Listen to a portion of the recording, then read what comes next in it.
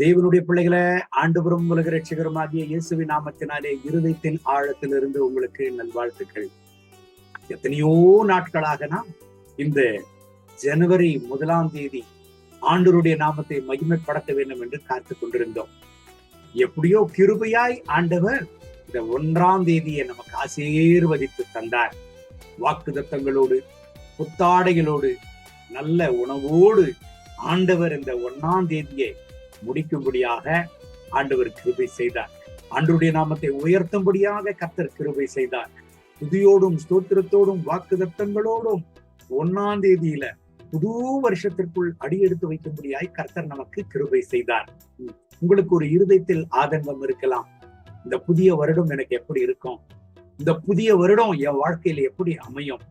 என்னை கர்த்தர் ஆசீர்வதிப்பாரா? என் குடும்பத்தை ஆசீர்வதிப்பாரா? என்னுடைய வாழ்க்கை எப்படி இருக்கும்? ஒருவேளை கேள்விக்குறியோடு நீங்கள் இந்த 2 இருக்கிறீர்களா?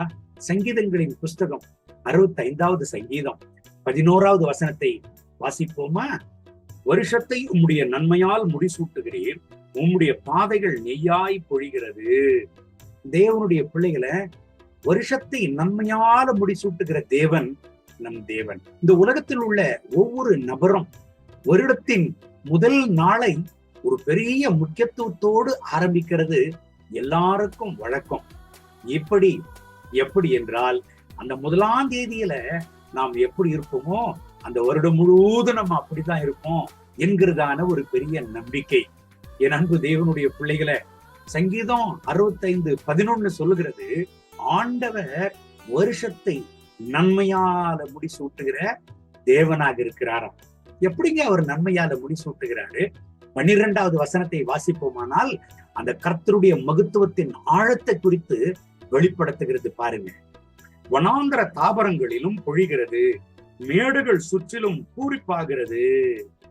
வனாந்தர தாவரங்களிலும் பொழிகிறதாம். என் அன்பு தேவனுடைய பிள்ளைகளை, வனாந்தரம் என்றாலே கஷ்டத்திற்கு அடையாளம், வனாந்தரம் என்றாலே பாடுகளுக்கு அடையாளம். ஆனால் அந்த வனாந்தரத்தில் கர்த்தர் வழிகளை திறக்கிறவர் என்று, அவாந்தரங்களில் ஆறுகளை உண்டாக்குகிறவர் என்று ஏசாயா 43:18-19 சொல்லுகிறது.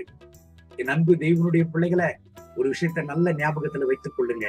நாம் எப்படி இந்த புதிய வருடத்தை ஆரம்பித்திருந்தாலும் இந்த வருடத்தை நமக்கு ஆசீர்வதித்து தருகிறவர் நம் ஆண்டவராகிய இயேசு கிறிஸ்து.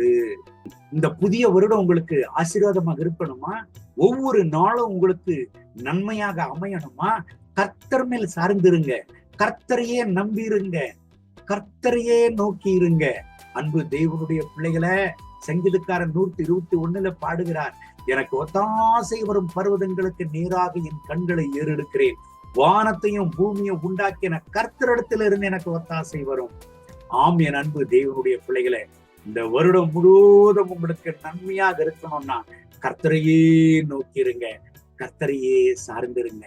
ஒரு மனுஷனுடைய வாழ்க்கை கனிதரும் வாழ்க்கையாக, ஆசீர்வாதமாக, ஏற்ற காலத்தில் கனிகளை தருகிற வாழ்க்கையாக இருக்க வேண்டுமானால் 1வது சங்கீதம் சொல்லி கொடுக்கிறது. பாருங்க, எப்படிங்க வாழ்க்கை ஆசீர்வாதமா இருக்கும், எப்படிங்க வாழ்க்கை ஆண்டவருக்குள் கனி தருகிற வாழ்க்கையாக இருக்கும்.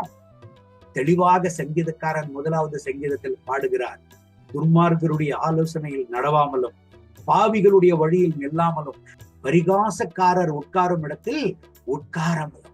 எப்படியா அவர்களை ஆசீர்வதிப்பாரா? அவன் நீர்க்கால்களின் ஓரமாய் நடப்பட்ட மரமாய் தன் காலத்தில் தன் கனியை தந்து இலையுதிராதிருக்கிற மரத்தை போல் இருப்பான்.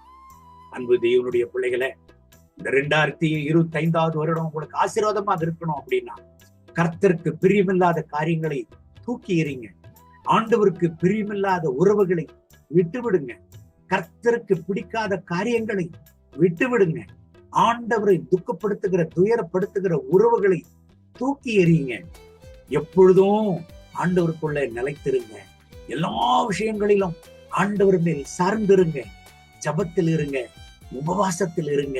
நீங்கள் வேலை செய்கிறவர்களா இருக்கலாம், ஊழியம் பண்ணுகிறவர்களா இருக்கலாம், படிக்கிறவர்களா இருக்கலாம், அல்லது வீட்டில் இருக்கிறவர்களாக இருக்கலாம்.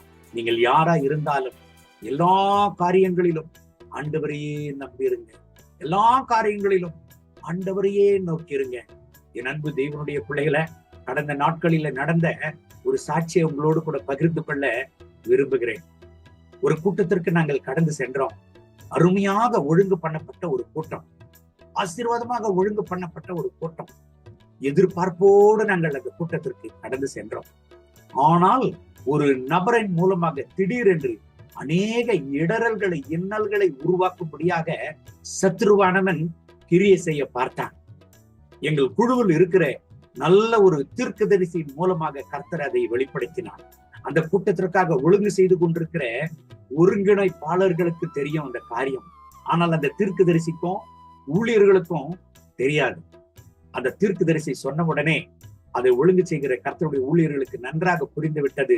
ஓ, இந்த நபர் ஒரு பெரிய இன்னல்களையும் இடையூறுகளை உருவாக்க போகிறார், ஆண்டவர் மேல சார்ந்திருப்போம் என்று சொல்லி எல்லாம் ஜெபிக்க ஆரம்பித்தான். ஆண்டவருடைய திருச்சமூகத்தில் ஆண்டவரை நோக்கி பார்க்க ஆரம்பித்தோம். ஆண்டவரே, உமக்காக நாங்கள் கடந்து செல்கிறோம். உமக்காக நாங்கள் முன்னோட்டி உம்முடைய ராஜ்யத்தை கட்டும்படியாக, உம்முடைய நாம மகிமைக்காக நாங்கள் கடந்து செல்கிறோம். எவ்வளவு பிரயாணம், எவ்வளவு நேரங்கள், எவ்வளவு உழைப்பு. ஆண்டவரே, நீர்தான் எங்களுக்கு உதவி செய்யணும், நீங்க தான் எங்களுக்கு கருணை காட்டணும் என்று ஜெபித்து அந்த கூட்டத்திற்கு நாங்கள் கடந்து போனோம். நடந்தது என்ன தெரியுமா? அந்த கூட்டத்திற்கு நாங்கள் கடந்து போன உடனே எங்களுக்கு இடர்களையும் இன்னல்களையும் உருவாக்க திட்டமிட்ட அந்த நபர் அந்த இடத்துல அடியோடு ஒழிக்கப்பட்டார். என் அன்பு தேவனுடைய பிள்ளைகளை, கடைசி வரைக்கும் அந்த நபரை நாங்கள் பார்க்க முடியவே இல்லை. கடைசி வரைக்கும் நாங்கள் அந்த நபரை பார்க்க முடியவே இல்லை. என் அன்பு தேவனுடைய பிள்ளைகளை, அந்த கூட்டத்தில் வெளிப்பட்டது பலம் அல்ல, பராக்கிரமம் அல்ல, ஆண்டவருடைய வல்லமை, ஆண்டவருடைய மனதிற்கும் ஆண்டவருடைய கிருபை. எங்கள் உழைப்பு ஒருவேளை அந்த இடத்துல இருந்திருக்கலாம். எங்கள் தாளந்துகள், திறமைகள், எங்களுக்குடைய காரியங்களை ஒருவேளை நாங்கள் செலவு செய்து அந்த கூட்டத்தில் செய்திருக்கலாம். அந்த கூட்டத்தில் நாங்கள் செலவு செய்திருக்கலாம். ஆனால் எத்தனை காரியங்களை நாங்கள் செய்தாலும் ஒரு இயற்கைக்கு அப்பாற்பட்ட வல்லமை ஒன்று வெளிப்பட்டால் ஒழிய அந்த கூட்டத்தில் அற்புதம் நடக்கிறதற்கு சாத்தியமே இல்லை. அது ஆண்டவரால் மாத்திரம்தான் முடியும். அவர் செய்ய வேண்டிய காரியத்தில் அற்புதத்தை செய்தார். கடைசியில் அந்த கூட்டத்தை முடித்து நாங்கள் கடந்து செல்கிற பொழுது எவ்வளவு ஒரு பேர் ஆனந்தம், எவ்வளவு பெரிய சந்தோஷம். ஆண்டவர் அற்புதங்களை செய்தார், அதிசயங்களை செய்தார், ஆண்டவருடைய மகிமை வெளிப்பட்டது. சந்தோஷமாக அடுத்த பட்டணத்திற்கு கடந்து சென்று கர்த்தருடைய ஊழியங்களை நிறைவேற்றும்படியாக ஆண்டவர் எங்களுக்கு கிருபை பாராட்டினார்.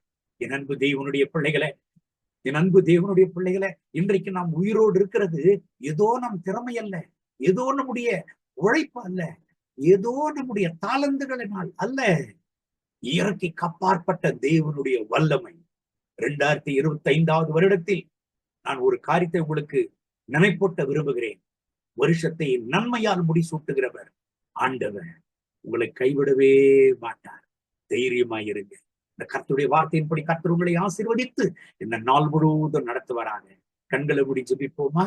அன்பின் ஆண்டவரே, இதோ இந்த காலவேளையில் உடைய திருப்பாதத்தில் நாங்கள் கடந்து வருகிறோம்.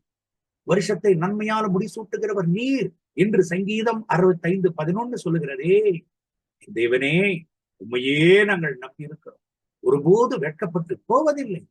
என்னோடு சேர்ந்து ஜெபித்துக் கொண்டிருக்கிற என் அன்பு சகோதர சகோதரிகளுக்காக ஜெபிக்கிறேன். இவர்களை ஆசீர்வதியும், இவர்களை பலப்படுத்தும், இவர்கள் குடும்பத்தை ஆசீர்வதியும். இந்த 2025வது வருடம் இவர்களுக்கு ஆசீர்வாதமாக அமைவதாக, உயர்வின் வருடமாக அமைவதாக, செழிப்பின் வருடமாக அமைவதாக. இவர்கள் கைட்டு செய்கிற வேலைகளை ஆசீர்வதியும், இவர்கள் சரீர சுகத்தை ஆசீர்வதியும். ஒருபோது இவர்களை கைவிடாதி. இந்த வருஷத்தில் நீரே முதலும் முடிவாகவும் இருந்து உடைய பிள்ளைகளை நீர் நடத்தும். கர்த்தருடைய மனதிற்கு இவர்களை தாங்கட்டும், இவர்களை பலப்படுத்தி ஆசீர்வதித்து நடத்தும்.